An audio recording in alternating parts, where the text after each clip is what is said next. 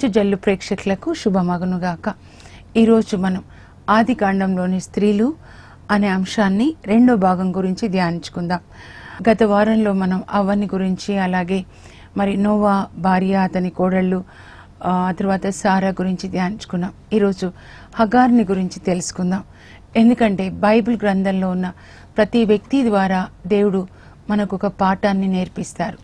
సారాని జ్ఞాపకం చేసుకున్నప్పుడు ఆమెలాగా మనం ఉండాలి, దేవుని చిత్తం చేయాలి, భర్తకి విధేయత చూపించాలి. అలాగే హగార్ని చూసినప్పుడు ఆమెలాగా గర్వంగా అహంకారంతో మనం ఉండకూడదు అనే పాఠాన్ని దేవుడు మనకి నేర్పిస్తున్నారు. ఆది కాండం 16 అధ్యాయంలో మనం హగార్ని చూస్తున్నాం. మరి దేవుడు వాగ్దానం చేసినట్లుగా సారా గర్భవతి కాలేదు కాబట్టి ఆమెకి 75 సంవత్సరాల వయసు. మరి అబ్రాహాంకి 85 వచ్చినప్పుడు సారా వెళ్ళి భర్తతో అంటుంది, అయ్యా, దేవుడు నన్ను బిడ్డల తల్లిగా చేయలేదు కాబట్టి ఇదిగో నా దాసి హగార్ని నువ్వు భార్యగా స్వీకరించి, ఆమె వలనైనా మనకి పిల్లలు పుడతారేమో, ఈమెను భార్యగా స్వీకరించు అంటాడు. బైబిల్ గ్రంథంలోనే కాదు, ప్రపంచంలో ఏ భార్య కూడా అలాంటి త్యాగం చేయదు. ఒక దాసిని తన భర్తకిచ్చి పెళ్లి చేసి, తన భర్తకి మరొక భార్యని చేసి, తనకొక సౌతిని చేయడం ఎవరు చేయరు. కానీ ఆమె హృదయంలో త్యాగం ఉంది. ఉదయకాలంలో నేను ధ్యానిస్తున్నప్పుడు ప్రభు చెప్పారు, ఎక్కడ త్యాగం ఉంటుందో అక్కడ ఆశీర్వాదాలు ఉంటాయి. ఒక తల్లి త్యాగం చేస్తే పిల్లలు ఆశీర్వాదాలు పొందుతారు. యేసు ప్రభు త్యాగం చేశాడు కనుక ఈ ప్రపంచంలో ఆయన పిల్లలైన మనమంతా ఆశీర్వాదాలు పొందుతూ ఉన్నాం కదా. సారా వలన హగారు ఒక దాసి కూడా మరి ఆశీర్వాదాలు పొందింది. ఆమె పేరు బైబిల్లో ఉండేది కాదు ఒకవేళ సారా ఆమెని అబ్రాహాంకిచ్చి పెళ్లి చేయకుండా ఉంటే. ఎందుకంటే ఆది కాండం 12లో వాళ్ళు ఐగుప్తు నుంచి వస్తూ ఉన్నప్పుడు వాళ్ళకి ఫరో రాజు చాలా గొర్రెలు, మందలు, మేకలు ఇస్తాడు. మరి వాటితో పాటు చాలా మంది దాసి స్త్రీలు అనమాట. ఆ దాసిగా అంటని కూడా ఇస్తాడు. అలా ఐగుప్తు నుంచి వచ్చినటువంటి దాసీలలో ఈ అమ్మాయి ఒకటి, హగార్ ఒక దాసి. కానీ ఆ దాసీలలో కూడా చాలా మంది దాసీలు ఉన్నప్పుడు హగార్ని మాత్రమే తన భర్తకి భార్యగా చేయాలని అనుకుంది అంటే ఈ అమ్మాయి మీద ప్రత్యేకమైన ప్రేమ ఉండొచ్చు, నమ్మకం కూడా ఉండొచ్చు. 75 సంవత్సరాల సారా అంటే చిన్న ఆమెం కాదు, మంచి జ్ఞానం. భర్త సహవాసంలో దేవుడు పిలిచిన దగ్గర నుంచి 10 సంవత్సరాలు దేవుని సహవాసంలో, భర్త సహవాసంలో ఉన్న ఆమె. ఈ అమ్మాయి చాలా చక్కగా ఉండొచ్చు. అంటే వినయ విధేయతలు కలిగి. పని వాళ్ళని మనం ఎప్పుడు ఇష్టపడతాం చెప్పండి? వాళ్ళు మన మాట విన్నప్పుడు, మనల్ని ప్రేమించినప్పుడు. మన పిల్లల్ని కూడా అలాగే కదా, ఎంతో ప్రేమించి ఉండొచ్చు ఈమెని. అయినా కూడా మరి హగార్నిచ్చి పెళ్లి చేసిన తర్వాత కూడా బాగానే ఉంది, ఎప్పుడు ఆమె బాగాలేదు. ఒక్కసారి మనం చూసినట్లయితే ఎప్పుడు తనకి గర్వం వస్తుందంటే తను గర్భవతి అయినప్పుడు. ఆది కాండం 16:4 ఏం చెప్తుందంటే, హగారు తాను గర్భవతి నైతిని కదా అని తన యజమానురాలు ఆమె కంటికి చులకనాయను. అసలు సారాకి ఈమె చులకనగా ఉండాలి, కానీ ఈ పనామకి, దాసికి యజమానురాలు, అంత వయసులో ఉన్న యజమానురాలు, ఎంతో శ్రీమంతురాలైన యజమానురాలు ఈమె కంటికి చులకన అయిపోయిందంటే, ఈ పనామ కంటికి. చూడండి, అంటే ఎంత గర్వం వచ్చింది. నేను ఊహించుకుంటుంటే ప్రభా ఏం చెప్పాలి, ఎలా చులకన చేసింది. ఎందుకంటే భరించలేక అబ్రాహాంకి చెప్తుంది అనమాట. అయితే ఒకవేళ పనాము కదా, మామూలుగా అడుగుంటుందేమో, ఏదైనా ఇది చెయ్యాలి అమ్మా, ఇదిగో కొంచెం కాఫీ తీసుకొనిరా అంటే, ఆయన చెప్పాడు నేను బెడ్ రెస్ట్ తీసుకోవాలని, మంచం మించి దిగొద్దని. నీకేం తెలుసు నేను మంచం మించి కదలకూడదు. ఆయన చెప్పారు నువ్వు కాలు కింద పెట్టొద్దు అని చెప్పారు. అలా ఆ యజమానురాలి మీద ఆమెకి కొంచెం గౌరవం లేకుండా చులకనగా మాట్లాడుతూ ఉండొచ్చు. ఆ తర్వాత ఒకవేళ హగారు వాంతులు చేసుకుంటున్నప్పుడు అయ్యయ్యో వాంతి అవుతుందా అని ఇంకొక పని వాళ్ళని పిలిచి ఇలా చేయండి అంటే, ఇవన్నీ మామూలేలే, నీకేం తెలుసు, గర్భం ధరించిన వాళ్ళకి మామూలే. నేను దేవుణ్ణి చాలాసేపు అడిగాను, ఏం చెప్పాలి ప్రభా, ఏ విధంగా ఆమె హర్ట్ అయింది, గాయపడింది అని. నీకేం తెలుసు, వాంతులు అవుతాయిలే. అలా ప్రతిసారి ఇతర పని వాళ్ళ ముందు ఈ యజమానురాల్ని, సారాని ఆమె చులకన చేస్తున్నప్పుడు ఆమె ఎంతో ఓర్చుకునేటటువంటి స్త్రీ. సారా అంటే ఎన్ని కష్టాలు, అబ్బో, భర్త వెనకాల దేవుడు పిలిచినప్పుడు 1250 మైళ్ళు వాళ్ళు కాలి నడకన వచ్చారు. ఒక గుడారం వేసుకొని ఉన్నారు. భర్తతో ఎన్నో కష్టాలు పడింది ఆమె. ఫరో రాజు దగ్గర కష్టాలు పడింది చెల్లెలు అని చెప్తే ఎంతో ఓర్పున్న సారా ఓర్పు కోల్పోయి తన భర్తకి చెప్తుంది, అయ్యా చూడు, ఈ దాసిని నేనే కదా నీకు భార్యగా చేశాను, తాను గర్భవతిని అయ్యానని నన్ను చులకన చేసి చూస్తుంది అయ్యా, ఈ అవమానాన్ని నేను భరించలేకపోతున్నాను. ఎంత మాట అంటుంది చూడండి. అంత పెద్ద ఆమె, 75 సంవత్సరాల ఆమె, నేను ఈ అవమానాన్ని భరించలేకపోతున్నాను, దేవుడే మనకి తీర్పు చెప్పునుగా. కానీ అబ్రహాం కూడా గమనిస్తున్నాడు, ఆ హగారు గర్భం ధరించిన తర్వాత అమ్మగారిని ఎంత అవమానపరుస్తుంది, చులకన చేస్తుంది అని. కానీ మరి ఆమె గర్భం ధరించింది, తర్వాత ఆడవాళ్లతో డీల్ చేయాలి, ఆమె నీ దాసి కదా, నీ చెప్పు చేతుల్లో ఉంది, నువ్వే చూసుకో అని చెప్పినప్పుడు ఇంకా ఆమె ప్రవర్తన భరించలేక సారా ఆమెని ఇంకా కష్టపెడుతుంది అనమాట.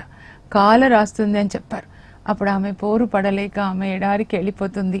ఎడారికి వెళ్ళిపోయినప్పుడు దేవుడు తన దూతను పంపిస్తారు.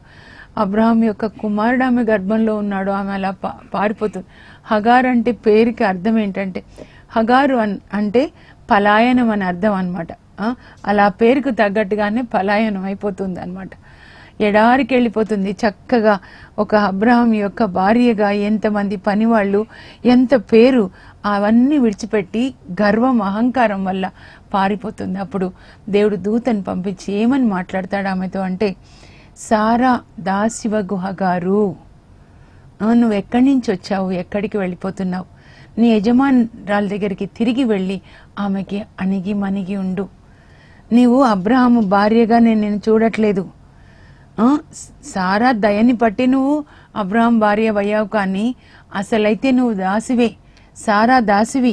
ఎక్కడి నుంచి వచ్చావు, ఐగుప్తులో నుంచి ఎలాంటి పరిస్థితుల్లో నువ్వు వచ్చావు, అక్కడ నీకు తిండి లేకుండానే ఉంటే కదా ఇంకొకరి వెనకాల వచ్చేసావు, ఎలాంటి పరిస్థితుల్లో నువ్వు వచ్చావు, ఇప్పుడు ఎలాంటి పరిస్థితుల్లో నువ్వు వెళ్ళిపోతున్నావు, నువ్వు జ్ఞాపకం చేసుకొని వెళ్ళి, అంటే నీ గర్వం తగ్గించుకొని వెళ్ళి నీ యజమానురాలికి అణిగి మణిగి ఉండు అని దేవుడు చెప్తున్నారనమాట. ఈమె దగ్గర నుంచి చాలా పాఠాలు నేర్చుకోవాలి. మన వయసులో పెద్దవాళ్ళని మనం గౌరవించడం నేర్చుకోవాలి. వాళ్ళు మన ఇంట్లో అత్త కావచ్చు, అమ్మ కావచ్చు, అక్క కావచ్చు, అన్నయ్య కావచ్చు, ఎవరైనా కావచ్చు, వయసులో పెద్దవాళ్ళని గౌరవించడం నేర్చుకోవాలి, యజమానులని గౌరవించడం నేర్చుకోవాలి. నేను మోషే గురించి బైబిల్ క్లాసెస్ చెప్తున్నాను జస్సింత్ టీవీలో. అక్కడ నిర్గమకాండంలో 18వ అధ్యాయంలో అక్కడ 17వ వచనంలో మోషే సినాయి పర్వతం దగ్గర ఉన్నప్పుడు వాళ్ళ మావయ్య ఇత్రో వస్తారు, తన భార్యనంటే మోషే భార్య సిప్పోరాని, మోషే కుమారులను తీసుకొని వస్తాడు. ఎందుకంటే ఆమె ఒక 10 రోజులు వాళ్ళ పుట్టింటికి వెళ్తుంది అనమాట. అప్పుడు మోషే మావయ్య మరి మోషే భార్యని కుమారులను అంటే తన కుమార్తెను తీసుకొని వస్తుంటే ఆయనకి చెప్తారు, మీ మావయ్య వస్తున్నాడు అని చెప్పగానే మోషే మామయ్యకి ఎదురు వెళ్ళి ఆయన ముందు వంగి దండం పెట్టి లేచి అతన్ని ముద్దు పెట్టుకుంటాడు. దీన్ని ఆరాధన అనరండి, గౌరవం అంటారు. ఆరాధన మనం దేవుణ్ణి చేస్తాం. అసలు ఆరాధన అంటే మీకు తెలుసా, దేవుని వాక్యాన్ని పాటించడమే ఆరాధన. దేవుడు మనకి ధర్మశాస్త్రాన్ని ఇచ్చాడు, యేసుప్రభు కూడా వాక్యాన్ని ఇచ్చారు, యేసుప్రభు శిష్యులు కూడా, పరిశుద్ధాత్మ దేవుడు కూడా వాక్యాన్ని ఇచ్చారు. వాక్యం ప్రకారం జీవించాలి. తల్లిదండ్రుల్ని సన్మానించండి అంటే వాళ్ళకి వాక్కు క్రియల్లో లోబడి ఉండాలి. మరి తీతుకు లేఖ రాస్తూ పౌలు అంటాడు, ఇదిగో వృద్ధులందరినీ కూడా నీ తల్లిదండ్రుల్లాగా నువ్వు గౌరవించు, మిగతా అందరు స్త్రీలని నీ అక్క చెల్లెళ్ళలాగా చూసుకో. అంటే నీ కన్న తల్లిదండ్రులనే కాకుండా అలాంటి వయసులో ఉన్న వాళ్ళని కూడా నువ్వు గౌరవంగా చూడాలి. మామగారికి మోషే దండం పెట్టి ఆయనను ముద్దు పెట్టుకొని సాయంకాలం ఆయన వచ్చాడని, మామయ్య వచ్చాడని విందు చేసి ఇజ్రాయెల్ పెద్దల్ని, వాళ్ళ అన్నయ్య అహరోన్ని కూడా పిలుస్తాడు. వాళ్ళ అన్నయ్య కూడా మోషేని అయ్యా అని పిలుస్తాడు. ఎంత గౌరవాన్ని వాళ్ళు కలిగి ఉన్నారు కదా. అలా ఆమె మళ్ళీ తిరిగి వస్తుంది. సరే, తర్వాత మరి కొడుకు పుడతాడు, మరి పండుగ చేస్తారు, అంతా బాగానే ఉంటుంది. కానీ ఆమె ప్రవర్తనలో మార్పు ఉన్నట్లుగా కనబడట్లేదు. సారాకి కొడుకు పుట్టిన తర్వాత పాలు విడిచినప్పుడు అబ్రహాం ఫంక్షన్ చేస్తాడు. ఫంక్షన్ చేసినప్పుడు ఆ తర్వాత ఇంటి ముందు మరి ఇష్మాయిలు మరి ఇస్సాకు వాళ్ళు పోట్లాడుకుంటూ ఉన్నప్పుడు సారా చెప్తుంది, ఇదిగో దాసికి పుట్టిన ఈ కొడుకు నా కొడుకుతో సమానంగా ఉండడానికి వీల్లేదు అని చెప్తే పంపించేస్తాడు కదా హగార్ని, ఇష్మాయిల్ని అబ్రహాం. ఎందుకంటే దేవుడు చెప్తాడు సారా చెప్పినట్లు చెయ్యని. ఆ వెళ్ళిపోయిన తర్వాత మళ్ళీ ఆమె బెర్షెబా అరణ్యంలో అబ్రాహాము తిత్తి నిండా నీళ్ళు ఇస్తాడు, ఆహారం ఇస్తాడు. ఆ నీళ్లు ఆహారం అయిపోయిన తర్వాత అక్కడ ఏమని రాయబడి ఉందంటే, నిజంగా ఆదికాండం 21 మీరు 16 చదివితే ఆ బాబుని ఒక పొద కింద పడవేసిందంట. పడేసి ఆమె వెళ్ళి వేరే చెట్టు కింద కూర్చొని ఏడుస్తూ ఉందన్నమాట. వాడిని ఒళ్ళో పెట్టుకోవచ్చు కదా, ఏడుస్తూ ఉంటే అప్పుడు దేవదూత వచ్చి, హగారు నీకేం ఆపద కలిగింది అని చెప్పి, నువ్వు భయపడకు అని అక్కడ ఆమె కళ్ళు తెరిస్తే నీళ్లతో నిండిన బావి ఉంటుంది. ఆ బావిలోంచి నీళ్లు తీసుకొని ఆమె తాగి కొడుకు కూడా నీళ్ళు తాపుతుంది. ఆ అబ్బాయికి దేవుని యొక్క బలం ఉంటుంది, దేవుని హస్తం ఆ అబ్బాయి మీద ఉంటుంది. ఎందుకంటే దేవదూత చెప్తాడు, ఈ అబ్బాయి చాలా గొప్పవాడవుతాడు, 12 గోత్రాలకి రాజు అవుతాడు అని, పెద్ద వ్యక్తి అవుతాడని చెప్తాడు.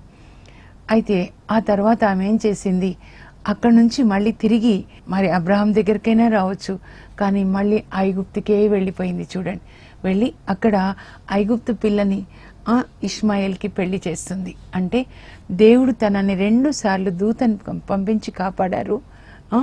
మరి అబ్రహాం దగ్గర ఎంతో భద్రత ఉంది.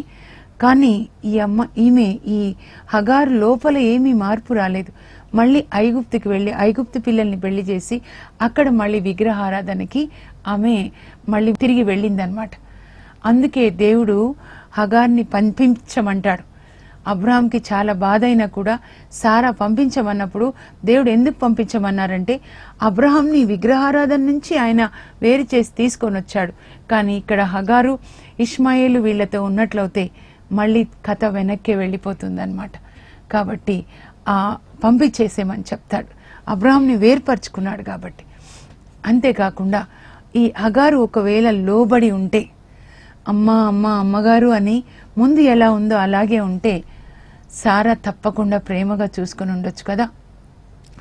అహంకారంతో ఎదురు తిరిగినందుకు ఆ అబ్రహాం ఇంటిలో ఉండవలసిన ఆమె అరణ్యంలో పిచ్చిదానిలాగా తిరగడం మొదలుపెట్టిందనమాట. ఆ తర్వాత చూడండి, ఆ విగ్రహారాధనకే మళ్ళీ ఇష్మాయేల్ని ఐగుప్తుకే తీసుకొని వెళ్ళి అక్కడ పిల్లల్ని ఇచ్చి పెళ్లి చేసింది. కనుక ఎప్పుడు కూడా అహంకారం అనేది దేవుని యొక్క దృష్టిలో అది సరి అయినది కాదు. దేవుడు 1 పేతురు 5:6 దేవుడు అహంకారులను ఎదిరించి వినయాత్ములను ఆయన హెచ్చిస్తారు అని ఉంటుందన్నమాట.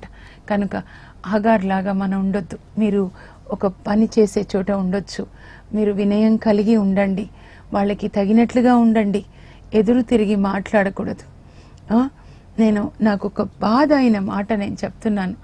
నేను స్కూల్లో ఇప్పుడు హెడ్ మిస్ట్రెస్గా పనిచేస్తున్నాను. 20 సంవత్సరాల క్రితం కూడా పనిచేస్తూ ఉన్నప్పుడు దేవుడు నన్ను పిలిచారు. అప్పుడు 20 సంవత్సరాల క్రితం సంగతి చెప్తున్నాను. అప్పుడు కొత్తగా ఒక టీచర్ స్కూల్లో చేరారు. 22 సంవత్సరాలు ఉంటాయో లేదో, జస్ట్ తన స్టడీస్ అయిపోయింది, బీకామ్ బిఎడ్, స్కూల్లో వచ్చింది. రోజు లేట్గా వచ్చేదన్నమాట. నేను అన్నాను, ఏమ్మా ఎంత దగ్గర మీ ఇల్లు 5 నిమిషాలే కదమ్మా, కొంచెం ముందు వస్తే, పిల్లల కంటే ముందు వస్తే క్లాస్లో బాగుంటుందంటే, మా ఇల్లు చాలా దగ్గర కాబట్టి నేను లేటుగా వస్తున్నాను. తర్వాత దేవుడు ఆమెను స్కూల్లో కాదు, అసలు ఈ లోకంలో ఏది లేకుండా కూడా చేశారు. కానీ ఇప్పుడు ఒక టీచర్ ఉంటారు మా స్కూల్లో, ఎంత బంగారం అంటే పిల్లలు కూడా ఆమెను అంత ఇష్టపడతారు. మా స్కూల్కి ఒక కానుకలాగా లక్ష్మీ లలిత టీచర్ అని, చాలా మంచి టీచర్. ఎప్పుడు ఎదురు తిరగకండి. రోమా 13లో 1-5 వరకు ఉంటుంది, మీరు అధికారులని గౌరవించండి, వాళ్ళు దేవుని ప్రతినిధులుగా ఉన్నారు. అలాగే కొలోసి 3:21-25 వరకు ఉంటుంది, దేవునికి సేవ చేస్తున్నాము అనుకొని మీరు మీ అధికారులని గౌరవించండి, ఎందుకంటే దేవుడు మీకు ప్రతిఫలం ఇస్తారు. ఎప్పుడు ఎదురు తిరగకూడదు. మీరు చూసినట్లయితే సంఖ్యాకాండంలో మోషే మీద ఎదురు తిరుగుతారు కోరా, దాతాను, అభిరామ్ అనేవాళ్ళు. అప్పుడు దేవుడు భూమిని తెరుచుకొని వాళ్ళని ఆ భూమి మింగేసేలాగా చేస్తారు. ఎదురు తిరగడము సైతాన్ స్వభావం. కనుక హగార్ లాగా ఎప్పుడు కూడా ఉండకండి. ఆ అబ్రహాము భార్యగా ఉండవలసిన ఆమె ఎడారిలో పిచ్చి దానిలాగా తిరిగే పరిస్థితి తెచ్చుకుంది అహంకారం వల్ల.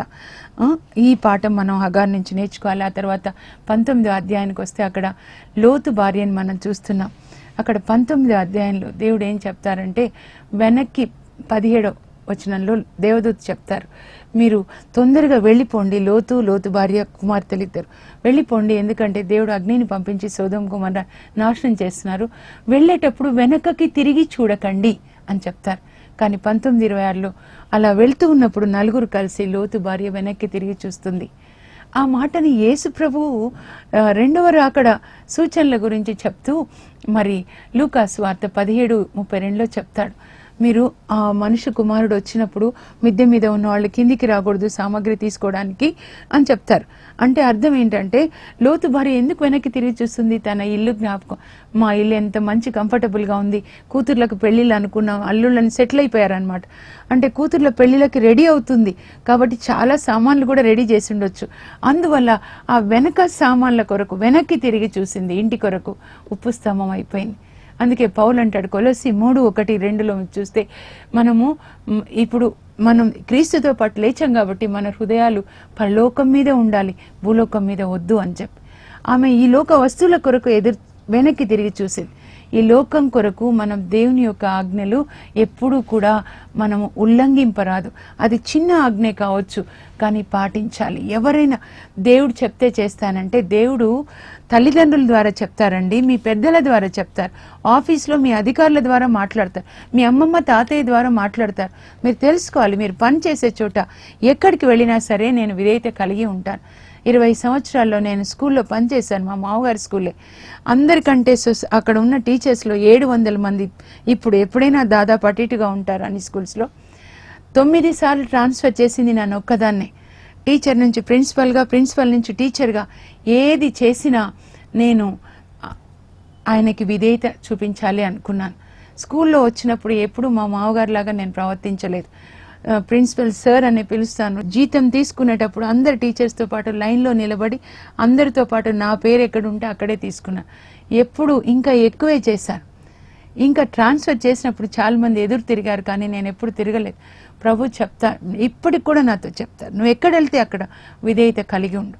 20 సంవత్సరాల సేవలో అనేక సంఘాలకి నేను వెళ్ళినప్పుడు నేను అడుగుతాను, ఈ సంఘంలో సిఎస్ఐ చర్చికి వెళ్తే ఒక రూల్స్ ఉంటాయి, మరి మెథాడిస్ట్కి వెళ్తే ఒక రూల్స్ ఉంటాయి, మరి మా క్యాథలిక్ చర్చ్లో వేరే రూల్స్ ఉంటాయి, సెమినేరియన్ బ్రదర్స్ దగ్గరికి వెళ్తే అక్కడ మా ఫాదర్స్ వేరే రూల్స్. నేను అడుగుతాను, ఎలా ఉండాలండి, ఎక్కడ కూర్చోవాలి, ఏం చేయాలి, వాళ్ళని అడిగి వాళ్ళ రూల్స్ ఏంటో వాళ్ళకి నేను విధేయత కలిగి ఉంటాను. ఎందుకంటే అన్ని సంఘాలు దేవుని సంఘాలే. ఎక్కడికి వెళ్ళినా సంఘాలనే కాదు, ఎక్కడికి వెళ్ళినా ట్రైన్లో జర్నీ చేస్తుంటే అక్కడ రూల్స్ పాటించాలి.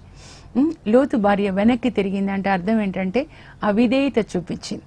కనుక అవిధేయత చూపించడం వల్ల ఆమె ఉప్పు స్తంభంగా మారిపోయింది అనమాట. అంటే యేసు ప్రభు చెప్తున్నారు రెండవ రాకడలో, అంటే మనుష్య కుమారుడు వచ్చినప్పుడు మీరు ఎత్తబడాలి అనే దాని మీద ధ్యాస ఉండాలి కానీ ఈ లోకం మీద ఉండొద్దు అని చెప్తున్నారు అనమాట.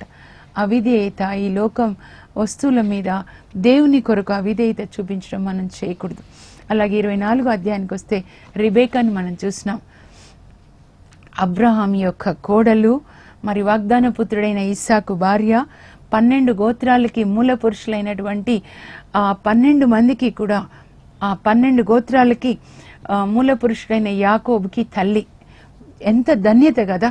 అబ్రహాం కోడలు, ఇస్సాకు భార్య, యాకోబు తల్లి. ఆ ముగ్గురిని తన జీవితంలో చూసింది, సేవ చేసింది. అబ్రహాంకి, ఇస్సాకుకి, యాకోబుకి కూడా.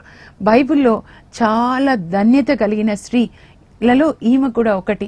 అసలు పాత నిబంధనలో ఏ కష్టాలు లేవు, సారాలాగా ఈమెకి ఏ కష్టాలు లేవు, కాలు కింద పెట్టకుండా చూసుకునే భర్త.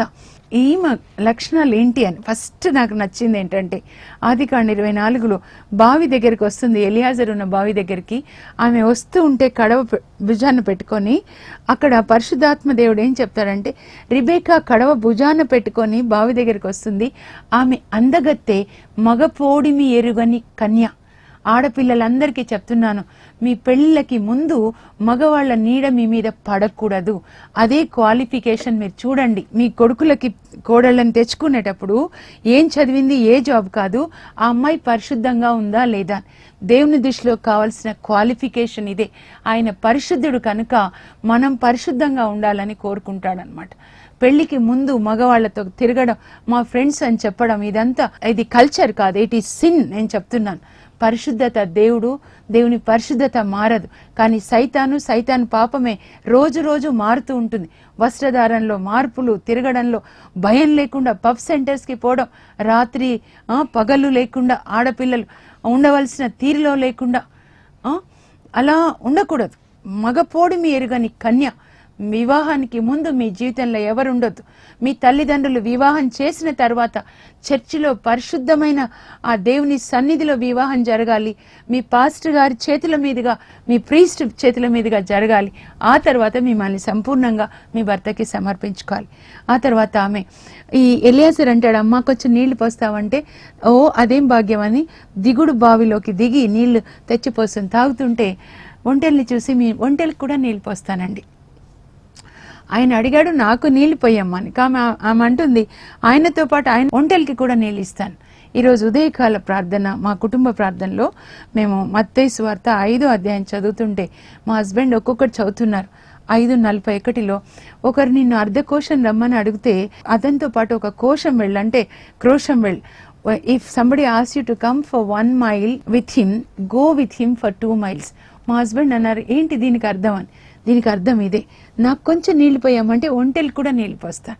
ఇదిగో కొంచెం పచ్చిమిరపకాయలు ఇవ్వరా వంట కంటే ఉల్లిగడ్డలు కూడా ఇస్తానని చెప్పాలని. అది అన్నమాట ఈ మాటకు అర్థం. ఆ కరుణ ఈమెలో ఉందన్నమాట, ఈ రిబేకాలో ఉంది. మావయ్యని కాలు కింద పెట్టకుండా చూసుకుంటుంది అబ్రహాంని. అందుకే భర్త ఆమెని కాలు కింద పెట్టకుండా చూసుకుంటాడు. భర్తకి తల్లి ప్రేమని అందించింది రిబేకా.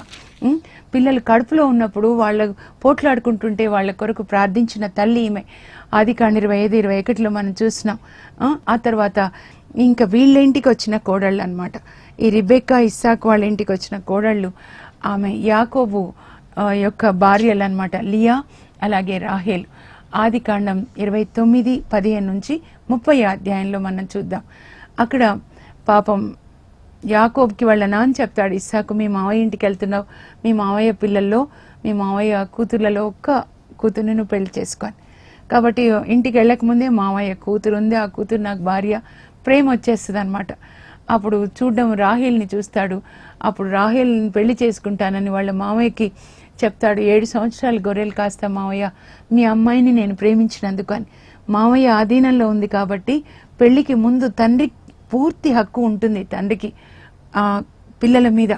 కనుక కుమార్తె రాహేల్ లాబాన్ కుమార్తె కాబట్టి ఆ మావయ్య లాబాన్తో చెప్తాడు. మావయ్య సరే అంటాడు. మరి పెళ్లి టైం వచ్చేసరికి చిన్న కూతురు రాహేల్ని ఇవ్వకుండా పెద్ద కూతురు లియానిచ్చి పెళ్లి చేస్తాడు లాబాన్. ఎందుకంటే పెద్ద అమ్మాయికి పెళ్లి కావట్లేదు, ఆ అమ్మాయి చీకిరి కళ్ళు కనుక ఎవరైనా అమ్మాయి కావాలని వస్తే చిన్న అమ్మాయి బాగుంది కాబట్టి మాకు చిన్న అమ్మాయి కావాలంటున్నారు. కానీ పెద్ద అమ్మాయికి పెళ్లి చేయకుండా చిన్న అమ్మాయికి పెళ్లి చేయకూడదు. కానీ మోసం చేసి మరి యాకోబ్కి తన పెద్ద కూతురు లియానిచ్చి పెళ్లి చేస్తే యాకోబ్ అడుగుతాడు, ఇదేంటి మావయ్య అంటే, చిన్న అమ్మాయికి పెళ్లి కాకుండా మేము పెద్ద అమ్మాయికి చెయ్యం అంటే, సరే నాకు చిన్న అమ్మాయి కూడా కావాలంటే మరి ఇంకొక 7 సంవత్సరాలు గొర్రెలు కాయ అంటాడు. అలాగే కాస్తాడు.